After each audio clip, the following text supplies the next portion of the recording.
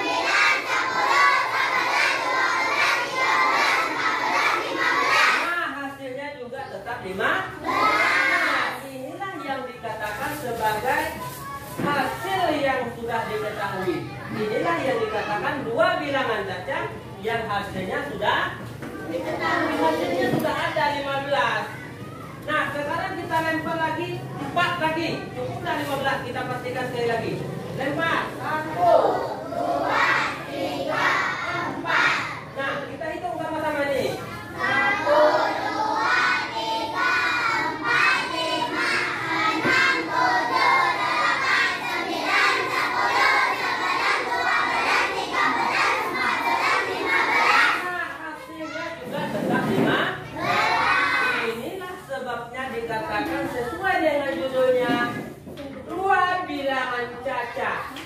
Yang ini duanya, dua bilangan cacat. Ya, yang hasilnya sudah ini hasilnya dua bilangan cacat, hasilnya sudah diketahui. Bagaimana? Udah paham belum?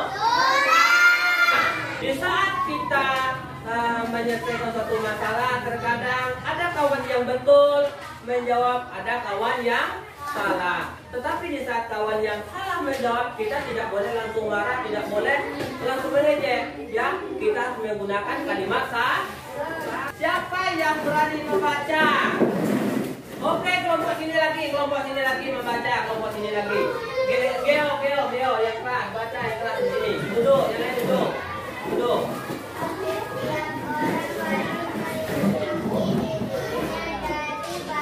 Untuk Geo. Kalau kita membaca harus perhatikan tanda titik, koma, dan tanda baca yang lainnya biar kita bisa mengerti, ya. Nah, pada kalimat ini tadi sudah Bapak jelaskan, adik-adik Sudin tadi sudah mengerjakan sudah selesai rumahnya Sudin, tetapi si Sudin dan Mulyana mengeluhkan rumah mereka bocor. Nah, rumah mereka ini mengeluh setelah diperbaiki ada lagi rumahnya yang bocor. Nah, kira-kira dari kalimat teks yang di sini ada tidak kita menemukan kalimat saran? Ayo, siapa yang bisa menemukan kalimat saran pada teks dari sini sampai sini angkat tangan? Ayo, Siti coba.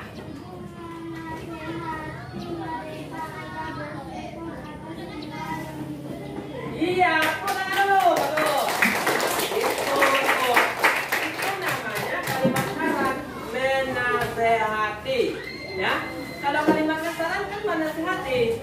Seperti contohnya si Gilang ini pulangnya jarang, pulangnya sore. Bapak dinasehati oleh orang tuanya. Alangkah baiknya Gilang jangan pulang sore, nanti jatuh atau apa dan sebagainya. Itu adalah kalimat saran. Nah, sekarang kita lihat di bawahnya lagi. Apa ini bawahnya di sini? Nah, pada teks berikut ini, ya, kita lihat lagi di sini ada beberapa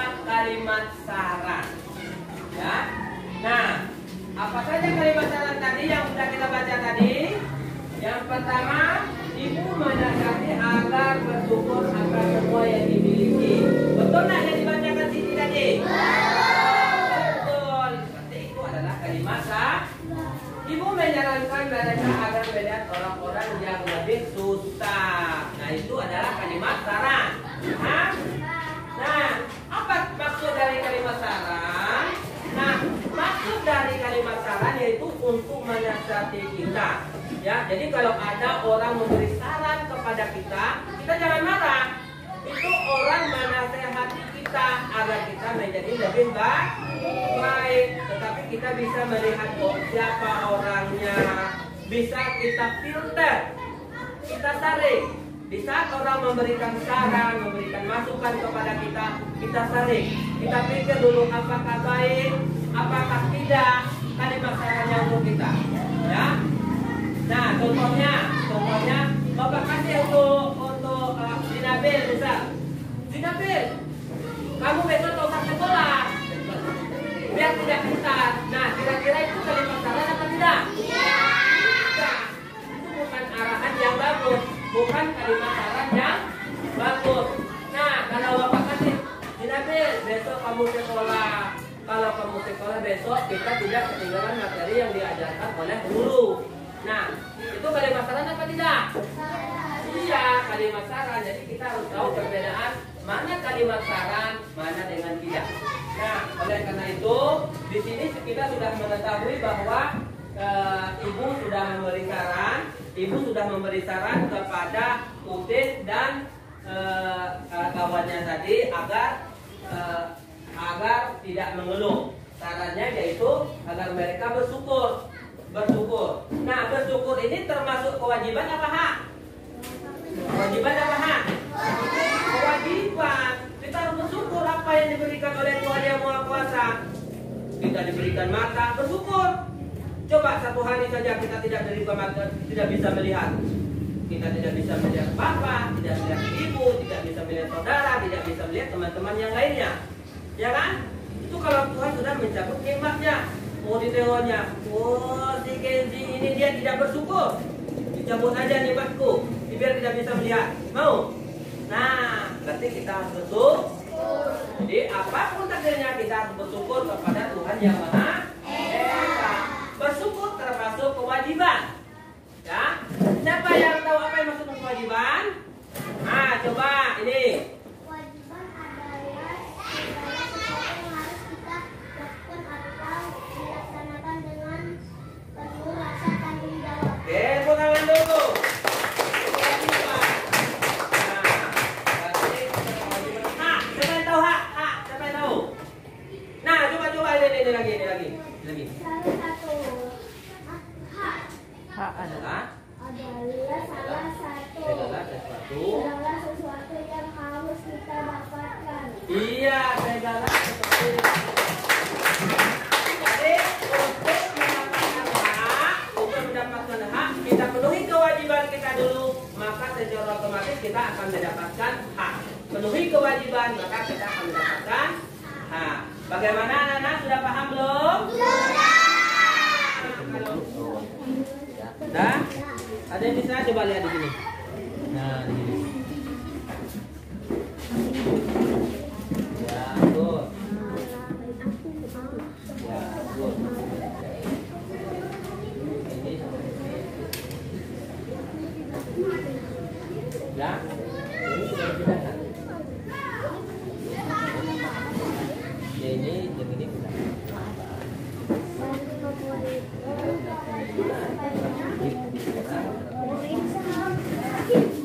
Maju. Ayo kelompok satu maju, kelompok satu. Ya, kasih jalan untuk kelompok satu, maju. Dua, ada berapa kalimat saran yang harus kamu Nah, di sini kan ada langkah baiknya, terus di sini ada sebaiknya. Nah, begitu cara menggunakan kalimat saran. Jadi kalau kita menggunakan kalimat saran, jangan kita menyakiti orang lain. Jangan hatinya tersinggung. Kita kan memberi saran, tetapi kalau orang mau menerima dengan tidak, itu urusan yang kedua. Paham? Oke, bagus. Tepuk tangan dulu untuk kelompok di sini. Ini bawah. Nah, jadi yang hasilnya sudah ketahui, berarti di dua bilangan tadi ada penjumlahan, ada pengurangan, ada perkalian. Pada pertemuan kita pada pembelajaran yang pertama, pembelajaran pertama tema 1 itu penjumlahan berupa tambah. Nanti kalau pertemuan kita yang kedua ada pengurangan. Pertemuan yang kita yang ketiga nanti pada subtema 3 nanti ada perkalian. Nah, sekarang kita menentukan penjumlahan berupa tambah. Nah, kira-kira untuk tambah sudah paham belum? Sudah. Yang belum paham siapa angkat tangan? Kalau ada yang belum mengerti, silakan angkat tangan. Sekarang Bapak tanya dulu. Menentukan bilangan caca yang hasilnya sudah diketahui. Ada pertanyaan tidak mengenai dua bilangan caca yang hasilnya belum diketahui? Ada? Ada tidak? Ada? Oke. Tidak, berarti sudah paham semua ya. Terus mengetahui mengungkapkan kalimat saran. Nah, udah paham belum mengenai kalimat saran? Oke, kalau sudah sekarang Bapak mau bertanya kalian karena kalian sudah paham. Karena kalian sudah tahu bagaimana bilangan caca dan bagaimana mengungkapkan kalimat saran. Nah, sekarang Bapak tanya ya. Seandainya si Lutfi jatuh, ya, bagaimana kalimat saran? Siapa yang bisa memberi kalimat saran agar Lutfi tidak terjatuh di tempat yang sama? Ayo, boleh si, ya, Kenzi lagi. Sebaiknya Lutfi berhati-hati bersepeda. Iya, sebaiknya Lutfi berhati-hati. Kalau tidak berhati-hati bersepeda nanti jatuh lagi. Itu kalimat saran. Tapi Lutfi jangan marah. Kamu mentang-mentang nasihat itu boleh, biar terus saya tidak boleh ya. Nah, apa kasih lagi contohnya? Si Winda misal, Winda ini terlambat datang sekolah. Nah, sekarang siapa yang bisa membuat kalimat? Nah, sekarang kalian membuat kalimat saran agar Winda tidak terlambat sekolah. Ayo. Siapa? Cepat itu lagi. Keisha Nur. Sebaiknya Winda bangun lebih awal. Apa? Sebaiknya? Winda bangun lebih awal. Oke, Bapak tekan dulu. Siapa yang bisa memberi contoh kedua agar Winda tidak terlambat datang ke sekolah? Ayo, dapat kita beri contoh. Ayo, Vincent. Sebaiknya Winda tidak terlambat ke sekolah, nanti nanti guru akan marah. Iya, boleh. Tekan dulu.